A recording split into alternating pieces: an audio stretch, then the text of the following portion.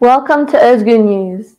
My name is Amelie and you're watching the first episode of our new program. It appears monthly and presents news and commentary from the Middle East in English. The program will appear online every last Sunday of the month at 6 p.m. Central European Standard Time. We are part of Özgür TV, which publishes daily programs under the slogan of Inmidst of reality, in the center of struggle. You can find us on Twitter, Instagram, and YouTube. Today's topics include the continued attacks on the Palestinian struggle, the 100th anniversary of the Turkish Republic, the Turkish government's move towards a new constitution, Hrant Dink's murderer being released from prison, and news on the developments from Rojava.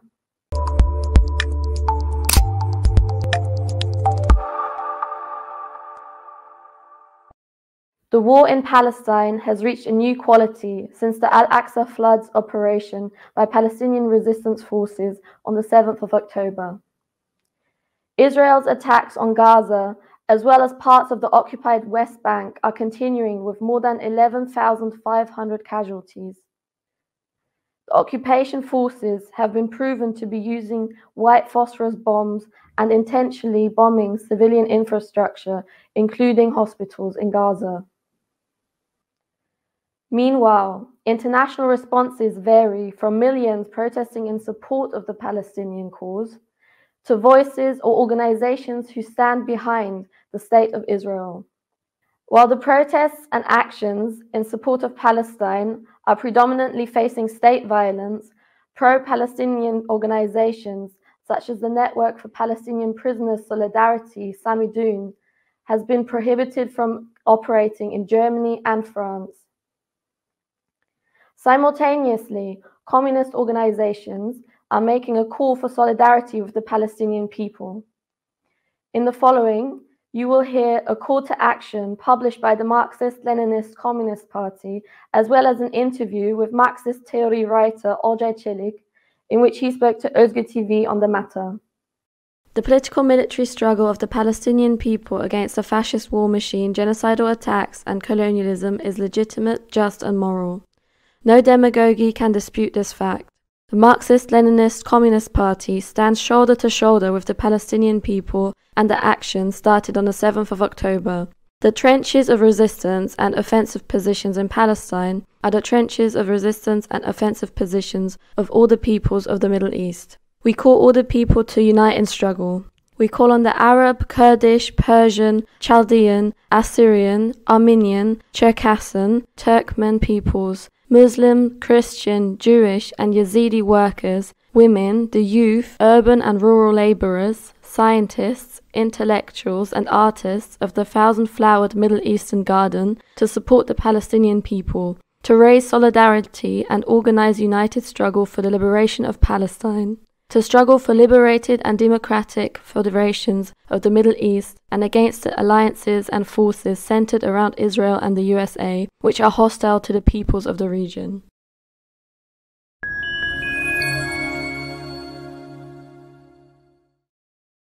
Political view, interpretation, and perspective that still describes this war as a war between Hamas and Israel, that tries to equate ISIS and Hamas, whether it is real or not, that tries to highlight this as propaganda, and that tries to weaken this resistance, is based entirely on the thesis of Zionism. Those who advocate this are consciously or unconsciously doing the work of Zionism.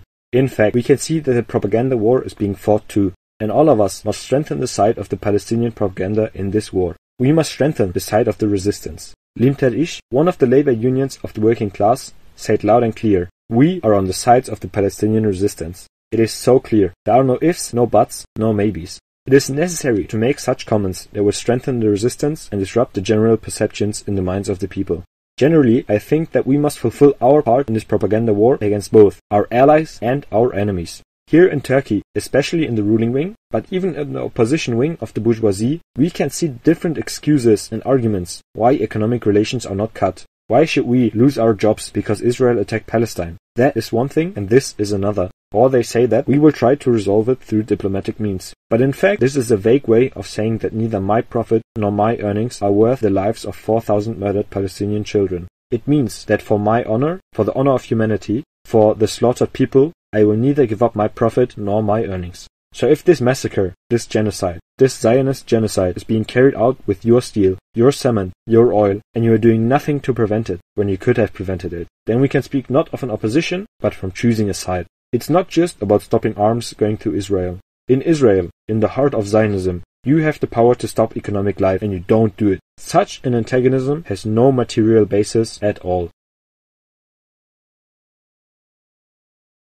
Going over now to news from Turkey and Kurdistan.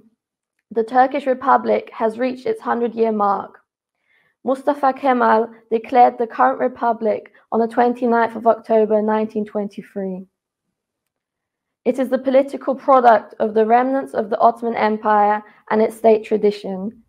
In this context, the transition from the imperial to the republic state marks a break in continuity. The weekly Turkish revolutionary newspaper Atılım published an article covering the developments in Turkey since the founding of the republic. Marxist theory writer Ziya Ulusoy also spoke to Özgür TV in an interview about the effect the republic had on the communist movement in Turkey.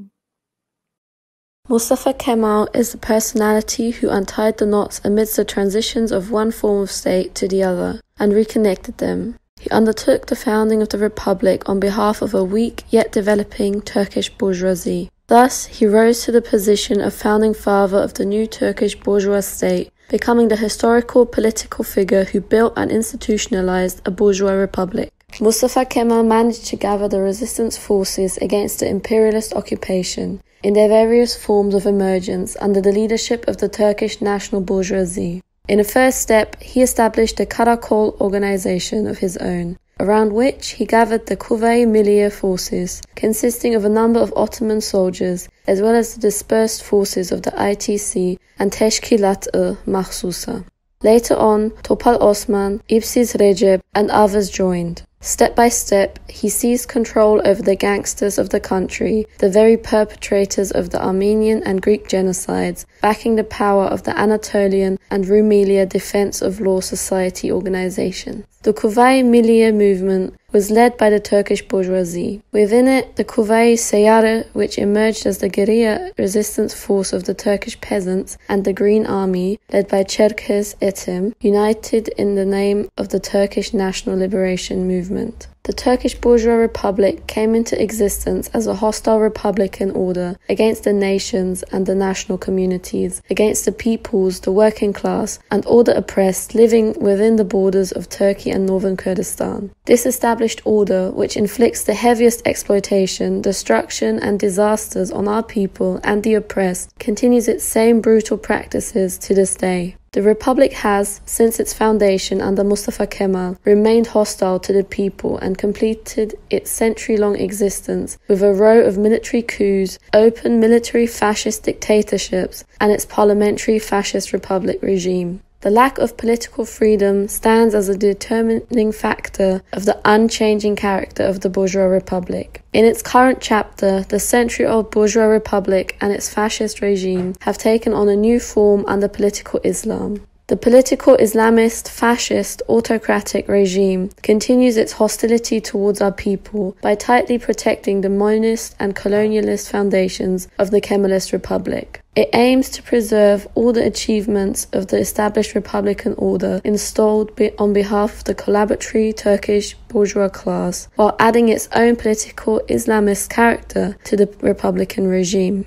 Its policies of stretching the principle of secularism of the Kemalist Republic to reintroduce the presence of religion, as well as its efforts to partially change the founding codes of the regime, stand out as a current aspect of the Republic's structural crisis. This struggle for the established order and the helm is most clearly embodied today as the violent ideo-political struggle between the political Islamist and secular Kemalist bourgeois blocs. Under the conditions of aligning the Turkish ruling class classes into two political blocs, the secular, anti-secular political mechanics have turned into a tool bourgeois hegemony. This picture of alignment, which covers our people's radical reckoning with the bourgeois republic and their demand for political freedom, distorts the perspective of our left-wing labour movement regarding the republic. In this constellation, including a historical point of view, some sections of our labouring left are misaligned on the issue of the Kemalist bourgeois republic's gains and its values, and are leaning on the legacy of the republic. The achievements of the republic are nothing but the achievements of the ruling classes. The values of the republic are the ideo-political values of the bourgeoisie. Different republican visions, options and demand, which the labouring left has taken position on for a long time, are revealing themselves to be republican policies. This issue, which is on the agenda of the movement and Marxist-Leninist communists, must undoubtedly be dealt with at a theoretical and political level. It takes an ideopolitical stance against the century-old disaster that are the bourgeois republic and its dictatorial regime to confront the people with the reality of its fascist character, demonstrated by way of qualified propaganda. The bourgeois blocs must be confronted by enhanced versions of their own republican options. The current fascist republic must be liquidated by the historical revolutionary action of the oppressed, and instead propagate a union of people's republics, which is the expression of the power of our peoples.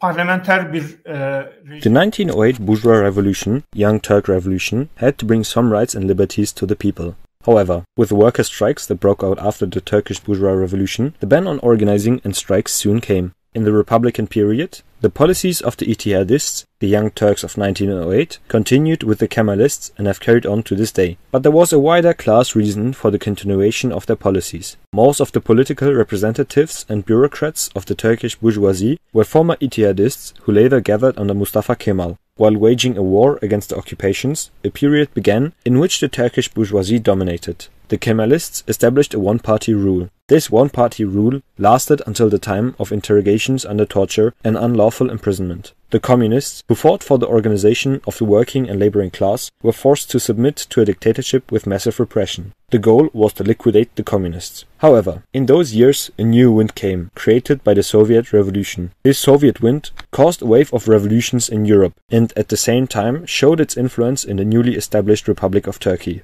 In this sense, the TKP, Turkish Communist Party, was the beginning of the efforts of the communists in Turkey to become an important role in the wars against the occupation and to transform itself into a mass movement. These efforts were soon destroyed. In 1946, in collaboration with the US, the attempt to create a legal communist party was destroyed. Later, the Menderes dictatorship came to power with promises of bourgeois democracy. But since they were collaborators of the USA and came from the big movement of Kemalist landowners, they continued the dictatorship against communist formations and the TKP after the election. In order to spread reactionary ideology among the people and create a reactionary mass base, they attacked minorities, for example the Greeks, such as with the events of September 6th and 7th. After Menderes' rule in the 1960s, some opportunities for communist propaganda in the new bourgeois democratic government were opened. But this process was also short-lived. Trade unions developed during this period, and student and labor movements emerged. These movements witnessed a great revolutionary breakthrough for those times. The Constitutional Court of Law in Turkey is facing a crisis with the fascist AKP-MHP government acting in violation of its current constitution on more than one occasion. Atılım newspaper published an article on this topic, as well as Human Rights Association Istanbul chair Gülseren Yoreri, who spoke to Özgür TV about the situation. The state or regime crisis is rooted in two given realities. The reality that creates a constant crisis for the fascist chiefdom regime and questions its legitimacy is the contradiction and incompatibility between the administrative form of the constitutional order and the current constitution. In other words, there is a fascist chiefdom regime but no complementing chiefdom constitution. For this reason, the regime regularly suspends the current constitution and operates in de facto violation of the constitution. The 2023 election results reveal that it is risky and impossible for the fascist chieftain regime to continue its existence without changing the condition of the 50% threshold. AKP-MHP will mobilize all its resources to prepare the conditions for the new constitution and create a constitutional architecture suitable for an absolute authoritarian and monocratic government system. The chieftain regime will aim to institutionalize all its gains that it achieved through coups and constitutive violence within the last 8 years by transferring them to the new constitution. One should stay away from diversions such as those that veer into constitutionalist intra-establishment policy lane and focus on organizing real actual power relations that strengthen constitutions and translate them into action. Revolutionary politics and class struggle are the politics that will make the working class and the oppressed an independent political hegemonic force against the ruling classes. We need a root of struggle that unites the working class and our people as a political army and front in the struggle for power against fascism.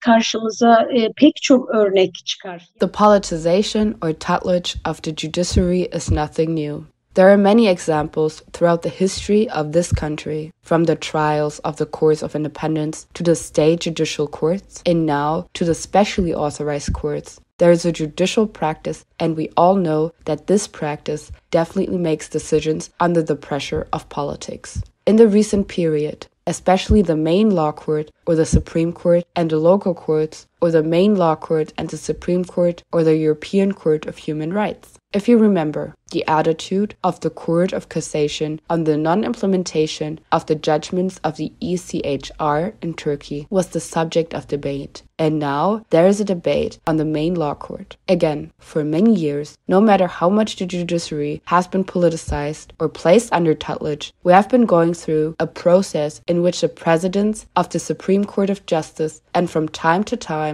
the presidents of the main law court have stated that the judiciary is not independent, especially at the opening of the judicial year, and this has been brought up even in the presence of the president and the prime minister. And subsequently, all these judicial bodies have been tried to be restructured and made more politically dependent through legislative amendments. We are actually experiencing this in the continuation of a process that puts the judiciary under pressure and forces it to act outside the law. The Can Atalay verdict, the Osman Kavala and Selahattin Demirtas verdicts, the Saturday Mothers Mother Law Court verdicts, and the attitude developed in this regard show us that the judiciary is trying to create an environment in which it cannot act independently at all. It is actually possible to interpret the question of how possible this is by looking at how it is reflected in our lives. We see that this pressure is not only to make this decision, but also to change the places of those who do not make that decision, to remove them from their duties, or many similar practices put the members of the judiciary under pressure today. Again, we know that many judges and prosecutors have been displaced by applying the dismissal procedure with the decrees with the force of law issued during the state of emergency after the 15th of July.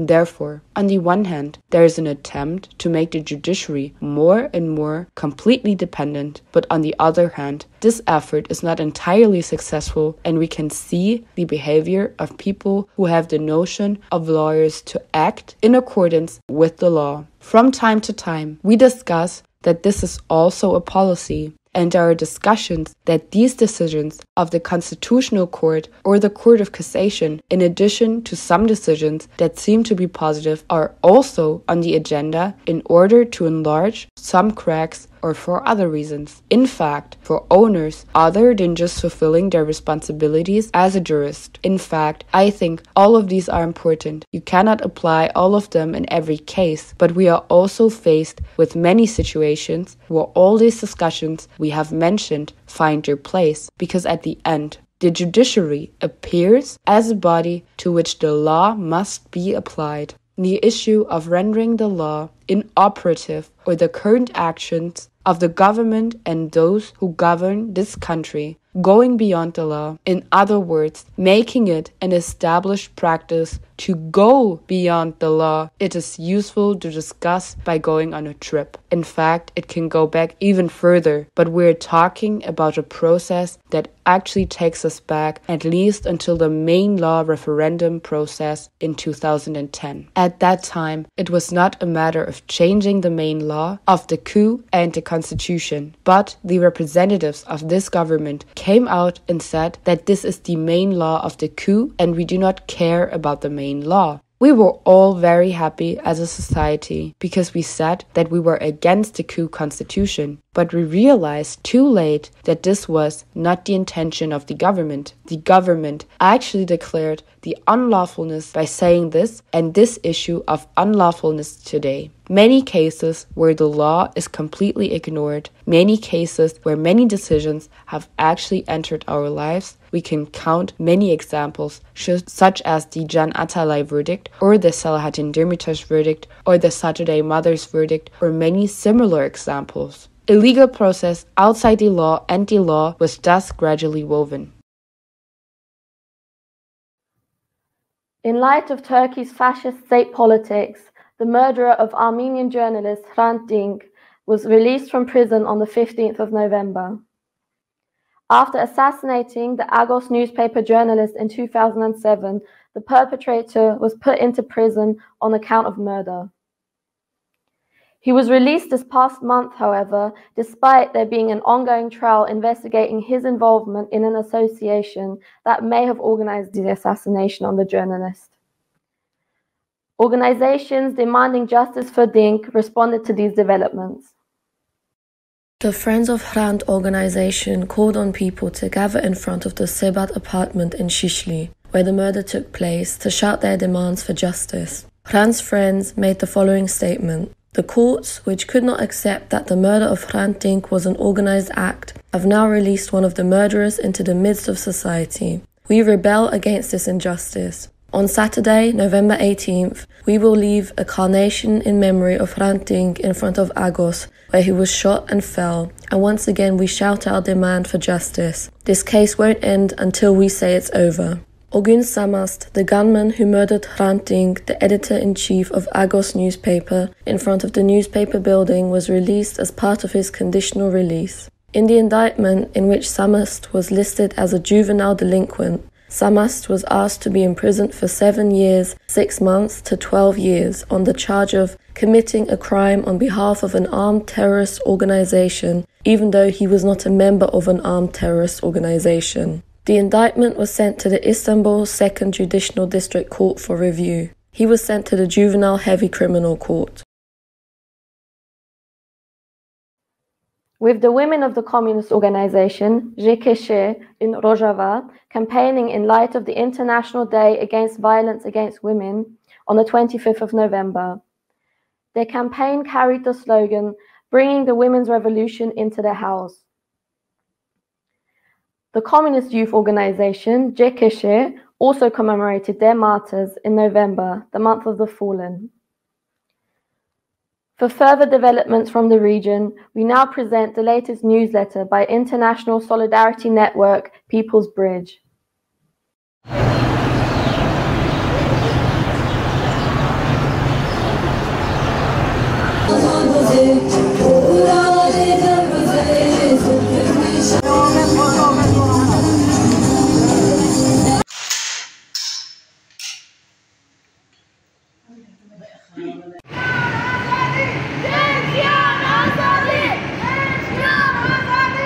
بوعي تاريخي نساء تعترف بإخواتهن اللواتي ناضلن ضد المرأة طويلة للأمد. لقد بدأ نضالنا هذا مع وجود الهيمنة الذكورية.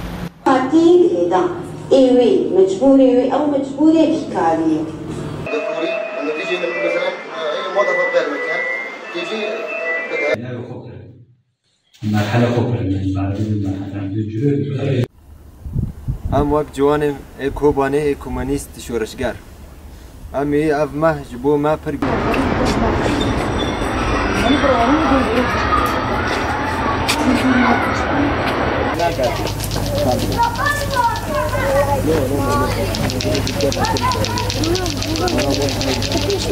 شورش رجاوا شهید نمیره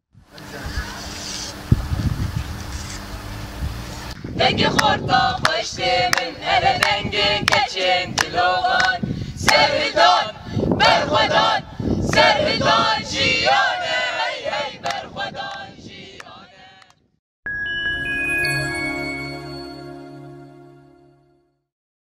The Turkish attacks on Rojava continue, targeting the political and social coexistence of the self-government as well as vital infrastructure. On Friday, November 10th, the Inmidst Youth Council building was attacked by a Turkish drone as reported by eyewitnesses. At least 3 people were injured by the explosion. Turkish drones had been circling the area earlier that day. The constant attacks and the steadying insecurity within both northeast Syria and Syria as a whole are creating opportunities for the fascist gangs of the ISIS to further expand their activities. On Wednesday and Thursday, there were several attacks by ISIS on forces of the Assad regime and its allies, resulting in more than 34 deaths. This shows that the ISIS is managing to further consolidate its structures throughout Syria and become a relevant force once again. At the same time, however, the SDF was able to arrest an ISIS leader in Raqqa on Sunday. Additionally, there has been an increase in clashes with Assad-affiliated militias, especially in Deir ez-Zor. They have been attempting to advance into areas controlled by the self-administration. On Tuesday, a small child was killed by a mortar shell during clashes. On Sunday, the Zionist-occupying state of Israel once again launched attacks on Syria, this time targeting Syrian army positions in Dara in southwestern Syria. This goes to show that the war Israel is waging against Gaza with the aim of genocide impacts the entire region. It should be noted that in recent weeks there has also been a number of attacks on US military bases in northeastern Syria, prompting the US to subsequently announce that they will consolidate their military presence with the aim of defending their imperialist interests in the region, above all Israel's supremacy. On Monday, the US launched first airstrikes on Deir ez-Zor, targeting alleged facilities of pro-Iranian groups. Thank you for watching the first episode of Özgür News. My name is Amelie, and our program will be published every last Sunday of the month at 6 p.m. Central European Time. For more news and commentary about the Middle East, follow our social media.